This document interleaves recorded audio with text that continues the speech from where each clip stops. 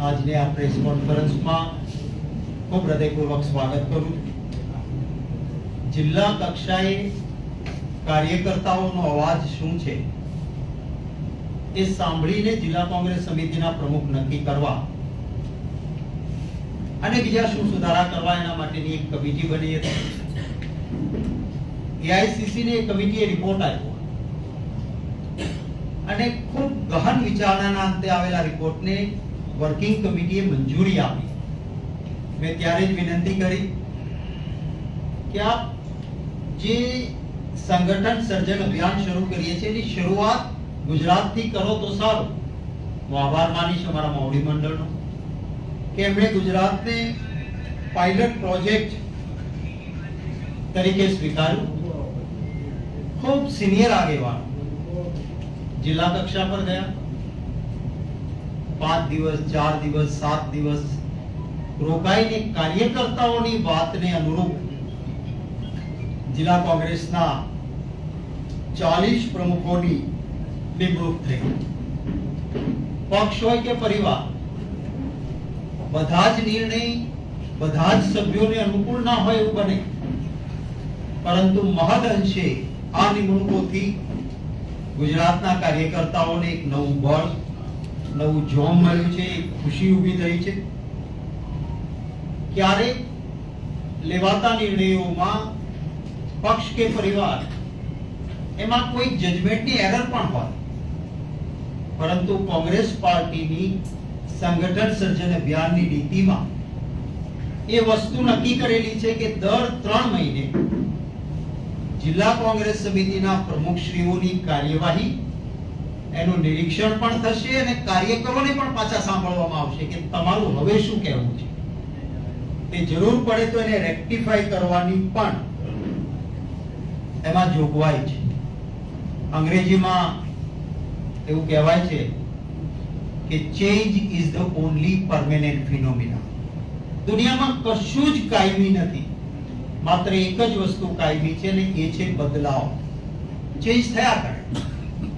આ વાતને સમજીને મારા કોંગ્રેસ પક્ષના જે જિલ્લા કોંગ્રેસ સમિતિના પ્રમુખો બદલાયા છે એમને નમન કર્યું। એમણે આ પ્રક્રિયાને સ્વીકારી નવા આવનારા પ્રમુખને હિંમતસિંહભાઈ પટેલે આપે જોયું અમદાવાદમાં જે રીતે મોટપ સાથે પ્રેસ કોન્ફરન્સ કરી। ગઈકાલે હું ગાંધીનગર ગયો હતો, ગાંધીનગર શહેરના પ્રમુખ બદલાયા છે તો આઉટગોઈંગ પ્રેસિડેન્ટ અને ઇનકમિંગ પ્રેસિડેન્ટે એકબીજાને ફુલાર કરીને ગળે મળ્યા। હું ગઈકાલે સાબરકાંઠા અને અરવલ્લી હતો, બંને જગ્યાએ અમારા પ્રમુખો બદલાયેલા છે। જૂના પ્રમુખે નવા પ્રમુખને મારી હાજરીમાં ફુલાર કરી ગળે મળીને સહયોગ આપવાની ખાતરી આપી। આ એક પક્ષના આગેવાનોની મોટપને હું હૃદયથી બિરદાવું છું। કેટલાક લોકો કહે છે કે શક્તિસિંહને અનુકૂળ પડે એવા પ્રમુખો ના આવ્યા। અરે મારે કોઈ જૂથ નથી, મારે અનુકૂળ પાર્ટીને અનુકૂળ મને અનુકૂળ। મને સામેથી બોલાવીને કહ્યું હતું, હું આભાર માનીશ મારા હાઈકમાન્ડનો કે કોઈ જિલ્લામાં અમારા પાસે નામ આવ્યા છે એમાં તમારે કઈ સૂચન હોય તો, ત્યારે જ મેં કહ્યું હતું અમારા લાઇકિંગ ડિસલાઇકિંગ હોઈ શકે, માટે આ ન કરો। 3-4 મહિના પછી તમે રિવ્યુ કરવાના જ છો, ના અનુકૂળ લાગે તો ચેન્જ કરજો। મને આગ્રહ કરીને કહ્યું કે ભાવનગરના નામ તો જોઈ લો। મેં કીધું કહેવા માટે કહો, મને કોઈ પ્રોબ્લેમ નથી। મને કહ્યું કે બહુમતી કાર્યકરો શું ઈચ્છે છે, તો એમણે કહ્યું ભાવનગર શહેરમાં મનોહરસિંહજી ઉર્ફે લાલભાનું નામ આવે છે। મેં કહ્યું સારું છે, કેડરનો યુવાન છે અને એને સિવાય યુથ કોંગ્રેસમાંથી નીકળેલી વ્યક્તિ છે, જરૂર એને બનાવવા છે। જિલ્લામાં મને કહ્યું કે જનરલ ઓપિનિયન કાર્યકર્તાઓનો પ્રવીણભાઈ રાઠોડ માટે આવે છે, તમારે મેં કીધું હું બહુ જ આદરપૂર્વક કહીશ કે ચોક્કસ કરવું જોઈએ। થોડી જ્ઞાતિના આગેવાન છે એટલું જ નહીં, એક નિષ્ઠાવાન અને પ્રમાણિક ધારાસભ્ય તરીકે અહેમદભાઈની ચૂંટણીમાં રહ્યા હતા। એટલે મારા જિલ્લામાં પણ મેં જે નામો આવ્યા હતા એ બરાબર પ્રમાણ કરીને કહ્યું હતું કે આ વ્યાજબી નામો છે।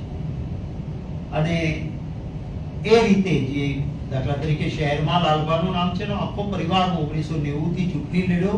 એ પહેલા 86માં જિલ્લા પંચાયતનો સભ્ય હતો, ત્યારે એ વખતના મિનિસ્ટર, રેવન્યુ મિનિસ્ટર અમરસિંહ વાઘેલાના એ પરિવારમાં સગા થાય ને મારે ત્યારથી એમના સાથે પરિચય। એક સરખું રહ્યું છે. એટલે ક્યારેક કેટલાક લોકો કંઈક આવી વાત કરતા હોય છે કે કંઈ અનુકૂળ ન આવે. અરે ભાઈ, પક્ષમાં અનુકૂળતા મુજબ ચાલીએ છીએ. 3 મહિને રિવ્યુ થાય અને પ્રજાના પ્રશ્નો માટે સંગઠન આખું કામ કરે. એના માટે એઆઈસીસી થી પણ મોનિટરિંગ થશે. પીસીસી માં આપ જોશો, અમારો વોર રૂમ હતો, એમાં 24 કોમ્પ્યુટરો સાથે સુસજ્જ વોર રૂમ બનાવી રહ્યા છે. એટલે લોક પ્રશ્નોમાં કોંગ્રેસ વધારેમાં વધારે કામ કરે એ વ્યવસ્થા પણ થશે. કડી અને વિસાવદરની ચૂંટણીનું પરિણામ એ અમારા માટે ખૂબ ખરાબ અને આઘાતજનક છે. આ ચૂંટણીઓ પહેલા બંને જગ્યાએ અમારા કોંગ્રેસના કાર્યકર્તાઓ 30 વર્ષથી અહીંયા સત્તા નથી, પણ જે મક્કમતાથી આ ચૂંટણીઓમાં લડ્યા છે એને નમન કરું છું. આ અમારી મૂડી છે. આ કાર્યકર્તાઓ ડર્યા નથી, વેચાયા નથી, દબાયા નથી, મક્કમતાથી લડ્યા. હાર અને જીત થાય, પરંતુ કોંગ્રેસ પક્ષમાં મોરલ રિસ્પોન્સિબિલિટી નામની એક વસ્તુનું પાલન થયા કર્યું છે. કડી અને વિસાવદર બંને ચૂંટણીઓ ખૂબ મહેનતથી લડાઈ, એનો યશ મારા કાર્યકર્તાઓને છે. પરિણામ નથી આવી શક્યું, એની જવાબદારીનો મેં સ્વીકાર કર્યો છે અને મેં થોડા સમય પહેલા જ અમારા ઓલ ઇન્ડિયા કોંગ્રેસ કમિટીના પ્રેસિડેન્ટને મારું રાજીનામું મોકલી આપ્યું છે કે પરિણામ નથી આવી શક્યું, એની જવાબદારીનો હું સ્વીકાર કરું છું. અને આજે જ અત્યારે જ આ પ્રદેશ કોંગ્રેસ પ્રમુખ તરીકેની આપની સાથે આ છેલ્લી મારી પ્રેસ કોન્ફરન્સ છે.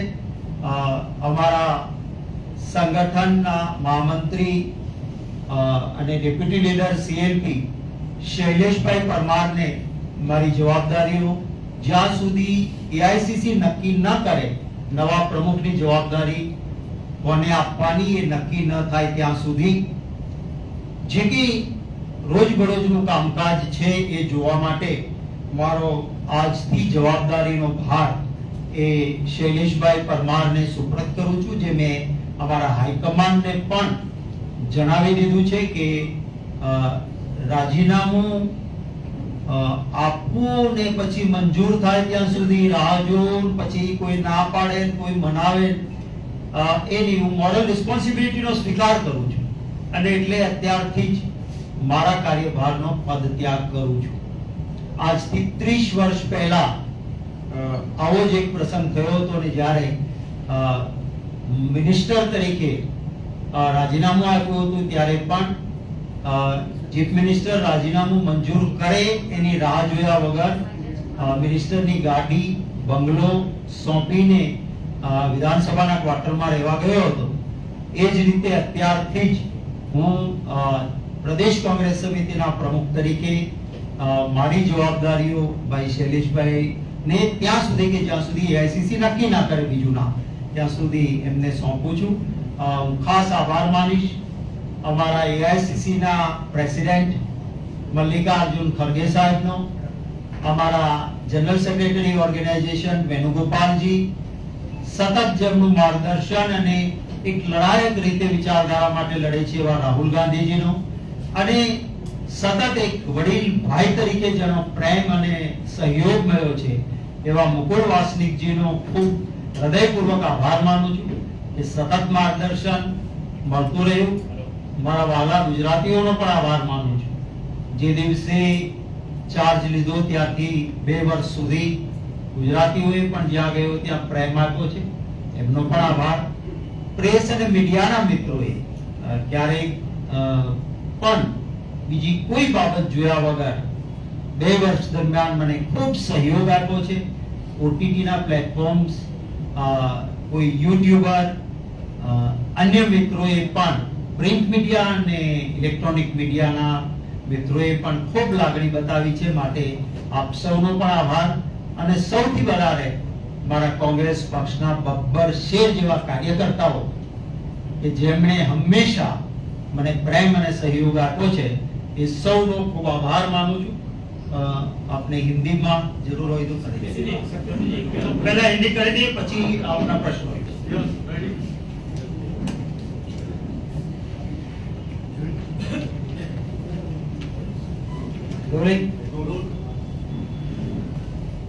मैं कांग्रेस पार्टी का दिल से धन्यवाद करता हूं कि जब पहले ही संगठन सर्जन अभियान की शुरुआत करनी थी तो उसका पायलट प्रोजेक्ट गुजरात में हमें दिया और बहुत ही सीनियर नेता हमारे डिस्ट्रिक्ट प्लेस पे गए, कार्यकर्ताओं की आवाज सुनी और कार्यकर्ताओं की आवाज सुनने के बाद 40 डिस्ट्रिक्ट में डिस्ट्रिक्ट कांग्रेस के प्रेसिडेंट्स बने हैं। ओवरऑल सभी जगह से कार्यकर्ता बहुत खुश है। हाँ, जब इतना बड़ा डिसीजन होता है कहीं छोटी मोटी जगह पे या जजमेंट में एरर भी हो सकती है या कहीं पर सभी को संतुष्ट करना संभव नहीं होता है, पर संगठन सर्जन अभियान में एक बात यह भी है कि अगर आज अपॉइंटमेंट होगी तो फाइनल नहीं, हर 3 महीने पे उसके ऊपर निगाह, उसका काम का मॉनिटरिंग होगा, कार्यकर्ता की आवाज भी सुनी जाएगी। तो अगर कहीं ऐसा है तो उसको रेक्टिफाई करने की भी पूरी गुंजाइश है। मैं धन्यवाद करता हूं हमारे आउटगोइंग कांग्रेस के जो डिस्ट्रिक्ट प्रेसिडेंट्स थे, उन्होंने इस बात को स्वीकार करते हुए कि बदलाव होता है पार्टी में। उन्होंने नए आने वाले अध्यक्षों को बड़े प्यार से गले मिलके फूलमालाएं पहनाई है, चाहे अहमदाबाद में हमारे हिम्मत सिंह पटेल हो या कल में गांधीनगर, साबरकांठा, अरवली पर्सनली गया था। तो एक परिवार में जैसे मिलते हैं उस तरह से बदलाव को स्वीकार किया है। उन सभी का मैं धन्यवाद करता हूं। आज कड़ी और विसावदर के उपचुनाव थे, मैं मेरे पार्टी के बब्बर शेर जैसे कार्यकर्ताओं का दिल से धन्यवाद करता हूं। 30 साल से जिस राज्य में शासन नहीं है वहां कांग्रेस का कार्यकर्ता मजबूती से चुनाव में लड़ा, लेकिन चुनाव के नतीजे हमारे लिए बहुत बुरे आए हैं। कांग्रेस पार्टी में मॉरल रिस्पॉन्सिबिलिटी नाम की एक चीज की परंपरा रही है, तो इस मॉरल रिस्पॉन्सिबिलिटी को स्वीकार करते हुए प्रदेश कांग्रेस कमेटी के अध्यक्ष पद से मैंने कुछ देर पहले ही हमारे राष्ट्रीय अध्यक्ष खड़गे साहब को मेरा इस्तीफा भेज दिया है और जब तक नया चयन नहीं होता है या नई जिम्मेवारी किसी को दी नहीं जाती है तब तक हमारे जनरल सेक्रेटरी ऑर्गेनाइजेशन शैलेश भाई परमार जो दिन ब दिन का काम होगा उसको देखेंगे। मैं इसी प्रेस कॉन्फ्रेंस के साथ इसी वक्त प्रदेश कांग्रेस के अध्यक्ष पद की जिम्मेवारी छोड़ रहा हूं, पर कांग्रेस का एक सिपाही हूं। जितनी ताकत से यहां बैठ के मेहनत की है उतनी ही ताकत के साथ कांग्रेस पार्टी के लिए मैं काम करता रहूंगा। पार्टी कार्यकर्ता को नेता बनाती है तो नेता में से कभी कार्यकर्ता बनके भी काम करने में मजा आएगा, तो मैं वो काम करता रहूंगा। मैं धन्यवाद करता हूं खड़गे साहब का, मैं धन्यवाद करता हूं राहुल गांधी जी का, मैं धन्यवाद करता हूं केसी वेणुगोपाल जी का और मुकुल वासनिक जी का, जिन्होंने पूरा समर्थन प्यार दिया है और उन्हीं के प्यार और आशीर्वाद के साथ जो कुछ कर सका मैं कर पाया हूं। मेरे कांग्रेस के कार्यकर्ताओं का धन्यवाद करता हूं, प्रेस और मीडिया के साथी और गुजरात की आवाम ने भी एक प्रदेश अध्यक्ष के तौर पे जब जहां गया प्यार और मोहब्बत भी है, उन सभी का धन्यवाद करता हूं। Thank you.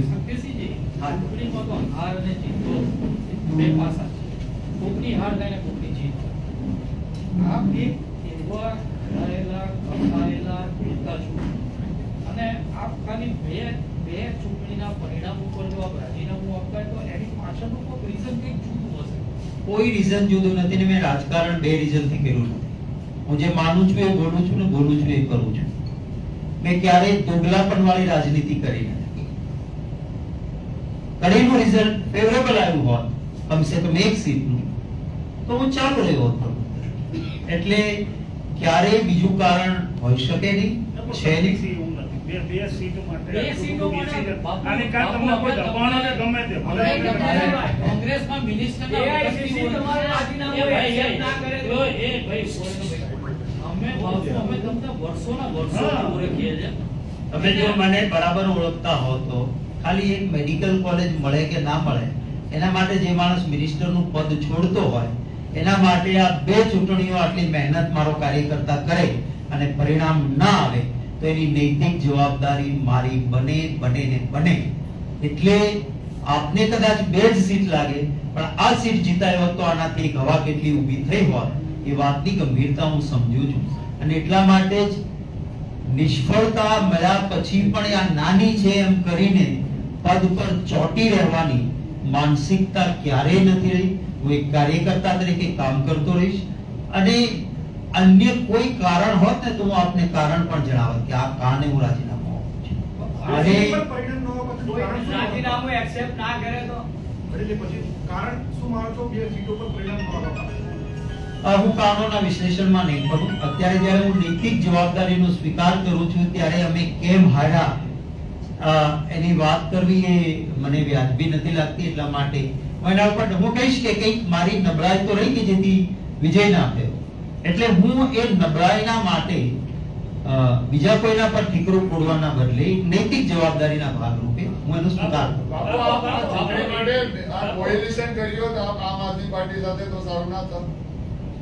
કોએલિશન કરવું કે ના કરવું એના અંગે પોલિટિકલ અફેર્સ કમિટીમાં લાંબી ચર્ચાના અંતે સર્કિટ હાઉસમાં બહુમતી સભ્યોની જે વાત હતી અને આમ આદમી પાર્ટીને અભિનંદન વિસાવદરમાં જીતવા માટે.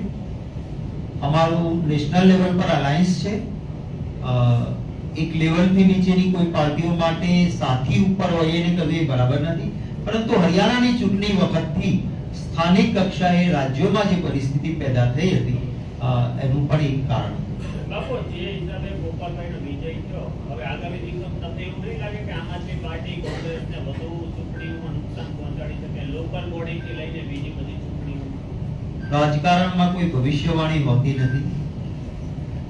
અમે સંસદ સાથે લડ્યા હતા, આ ચૂંટણી નથી લડ્યા. કાલની વાત આજે રાજનીતિમાં હોઈ શકતી નથી. બાપુ, તમે એક નિવેદનમાં એવું કીધું કે અત્યારના જે પ્રમુખો નિમાયા છે એની 3 મહિના પછી એની કાર્યપદ્ધતિની એ દશે ક્યાંક કોઈ જગ્યાએ પ્રમુખનું નામ જે આવી ગયું હોય કે કદાચ 50 નાનું પણ હોઈ શકે.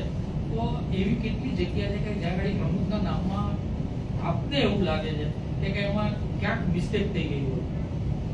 આખો જે કમિટીનો અહેવાલ બન્યો છે એ પ્રમાણે દર 3 મહિને કામની સમીક્ષા એનો એક ભાગ છે અને જે પ્રમુખો નિમાયા છે એની ટ્રેનિંગ, એમને વ્યવસ્થિત રીતે બળવત્તર સત્તાઓ એમને મળે.